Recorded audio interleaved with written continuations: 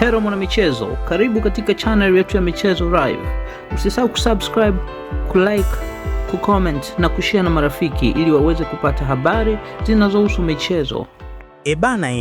Licha ya tetesi nyingi zilizokuwa zikimzunguka katika kila dirisha la usajili, hatimaye kiungo Elie Mpanzu amerejea kambini na kujiunga na kikosi cha Simba SC kilichopo visiwani Zanzibar, hatua iliyowavunja matumaini waliodai kuwa nyota huyo hatorejea tena ndani ya wekundu wa Msimbazi.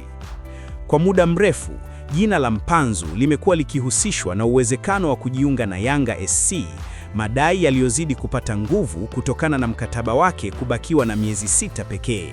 Hali hiyo ilizua sintofahamu na mjadala mpana miongoni mwa mashabiki wa Simba kuhusu mustakabali wa mchezaji huyo.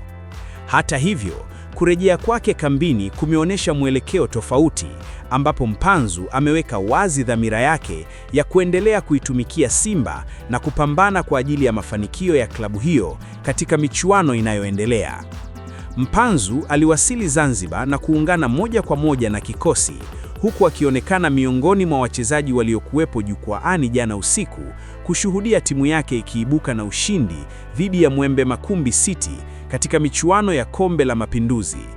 Uwepo wake kambini umeongeza morali kwa wachezaji wenzake pamoja na benchi la ufundi, hasa kutokana na uzoefu wake mkubwa na mchango aliyoutoa ndani ya kikosi cha Simba katika misimu iliyopita.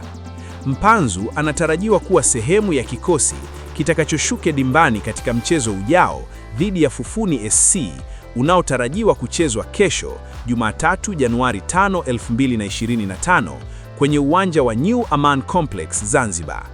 Kwa kurejea kwake, Mpanzu ameweka wazi kuwa bado ni sehemu muhimu ya Simba, akihitimisha mjadala uliodumu kwa muda mrefu na kuwaacha mashabiki wa wekundu wa Msimbazi wakisubiri kwa hamu kuona mchango wake ndani ya uwanja katika michezo ijayo.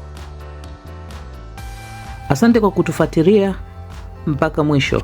Usisahau kusubscribe na kuacha maoni yako. Ikiwa umependa channel hii, acha maoni yako hapo, share na marafiki.